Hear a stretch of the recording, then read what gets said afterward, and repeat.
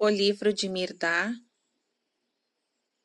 capítulo 10, acerca do julgamento e do dia do juízo.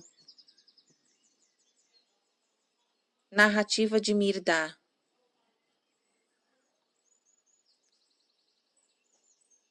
Não há em minha boca julgamento, e sim a sagrada compreensão. Não vim para julgar o mundo, antes foi para desjulgá-lo, pois só a ignorância gosta de vestir a beca e o capelo, expor a lei e aplicar as penas. O mais impiedoso juiz da ignorância é a própria ignorância. Consideremos o homem. Não tem ele, na ignorância, se dividido em dois, atraindo assim a morte para si, bem como para todas as coisas deste mundo dividido?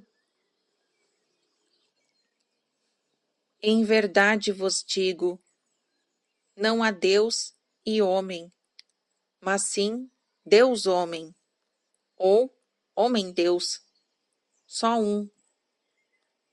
Não obstante multiplicado, não obstante dividido, é para sempre um. A unicidade de Deus é a eterna lei de Deus. É uma lei em que por si se cumpre. Não há necessidades de cortes de justiça, nem de juízes que o proclamam e sustentam a sua dignidade e a sua força. O universo, o visível e o invisível, é uma só boca a proclamá-lo para aqueles que têm ouvidos para ouvir. Não é o mar, conquanto vasto e profundo uma só gota? Não é a terra, conquanto lançada tão longe uma só esfera? Não são as esferas, conquanto tão numerosas um só universo? Também a humanidade é um só homem, semelhante o homem, com todos os seus mundos e uma unidade completa. A unicidade de Deus, meus companheiros, é a única lei do ser.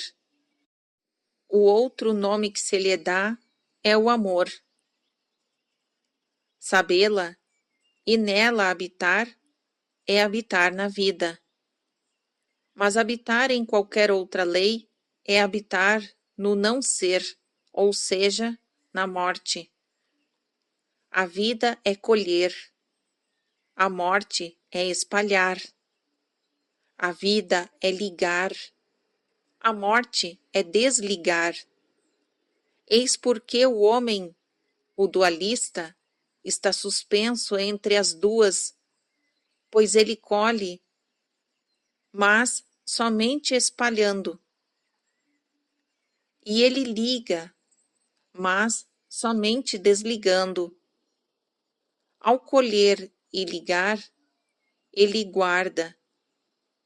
A lei e a sua recompensa é a vida. Ao espalhar e desligar, ele peca contra a lei e a sua amarga recompensa é a morte. No entanto, vós autocondenados, sentai-vos para julgar os homens que já estão, como vós autocondenados. Que horrível seria dois sentenciados, cada qual condenado, o outro às galés. Menos ridículo seria dois bois no jugo, cada qual dizendo ao outro, eu o poria no jugo. Menos macabro seria dois cadáveres numa cova, trocando entre si condenações.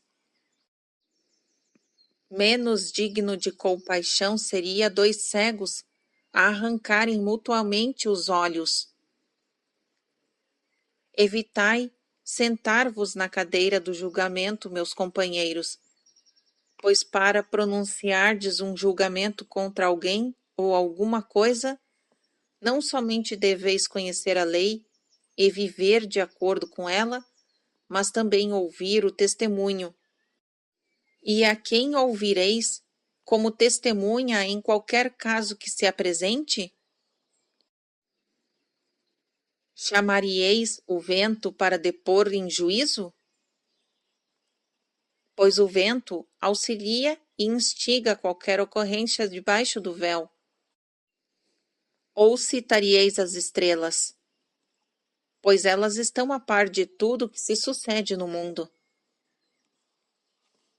Ou enviareis intimações a todos os mortos desde Adão até hoje? Pois todos os mortos estão vivendo nos vivos.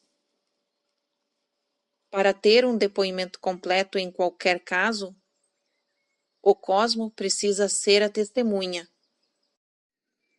Quando puderes levar o cosmo à corte, não necessitareis de cortes. Descereis da cadeira do juiz e deixareis que as testemunhas sejam o juiz.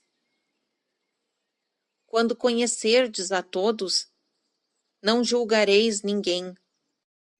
Quando puderes recolher nos mundos, não condenareis nem mesmo um daqueles que espalham, porque então sabereis que o espalhar condena aquele que espalha. E em vez de condenar o autocondenado, vos esforçareis para que a condenação seja revelada. Muito sobrecarregado está o homem agora com as cargas que a si mesmo se impôs. Áspera e sinuosa é a sua estrada. Cada julgamento é uma nova carga, tanto para o que julga como para o que é julgado. Se quiserdes ver aliviada a nossa carga, não julgueis homem algum. Se quiserdes que a vossa carga desapareça, mergulhai e perdei-vos unicamente na palavra. Que a compreensão guie os vossos passos se quiserdes que o vosso caminho seja reto e suave. Não é julgamento que vos trago em minhas palavras, mas a sagrada compreensão. Benon pergunta: e o dia do juízo? Mirda responde: cada dia, Benon, é um dia de juízo. A conta corrente de cada criatura entra em balanço a cada abrir e fechar de olhos. Nada fica escondido, nada deixa de ser pesado. Não há pensamento, ação ou desejo que não seja registrado no pensador, no agente ou no que desejou. Nenhum pensamento, nenhum desejo, nenhuma ação ficam estéreis nesse mundo, mas todos se reproduzem de acordo com a sua espécie e a sua natureza. Tudo que está de acordo com a lei de Deus é colhido para a vida. Tudo o que a ela se opõe é colhido para a morte. Os teus dias não são todos iguais, Benon. Alguns são serenos, são a colheita das horas bem vividas. Alguns são nublados, são a dádiva das horas meio adormecidas na morte e meio alertas na vida. E há outros dias que te fustigam na tormenta, com corriscos nos olhos e trovões nas ventas. Esmagam-te de cima, chicoteiam-te de baixo, atiram-te para a direita e para a esquerda, achatam-te de encontro ao solo e fazem-te comer o pó e desejares jamais haver nascido. Estes são os frutos das horas gastas em oposição propositada à lei. Assim é o mundo. As sombras que já ameaçam desde os céus não são em nada menos sinistras do que aquelas que anunciam o dilúvio. Abri os vossos olhos e vedes. Quando observais as nuvens caminhando para o norte, sopradas pelo vento sul, dizeis que elas trazem chuva. Por que não sois tão sábios em observar a direção para a qual caminham as nuvens humanas? Não podeis ver até que ponto os homens se enrascaram nas suas próprias redes?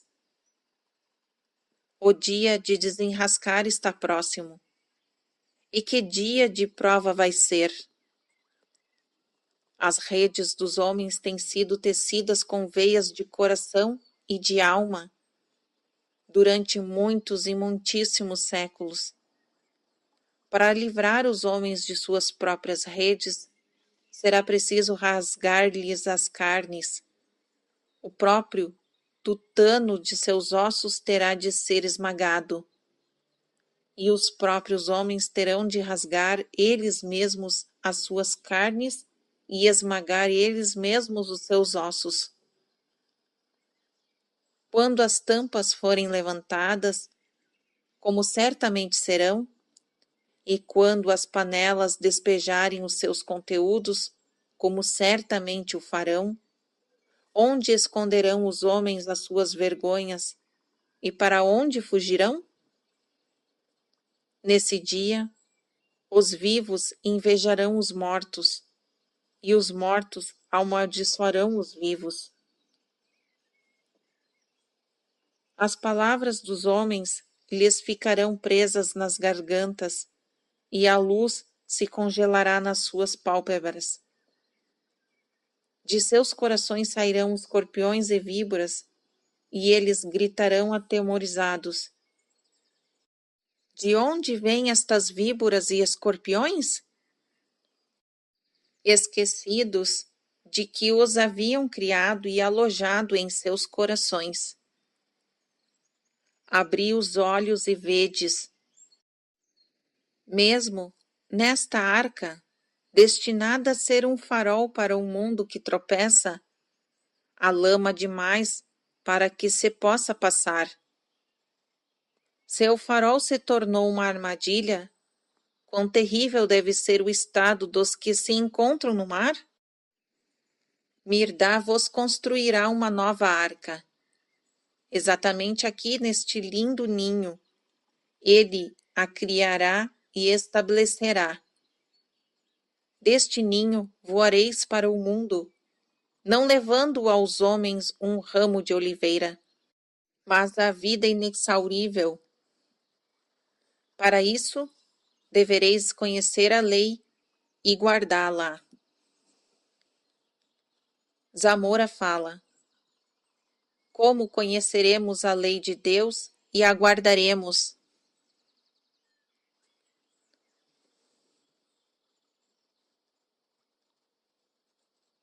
Fim do capítulo 10.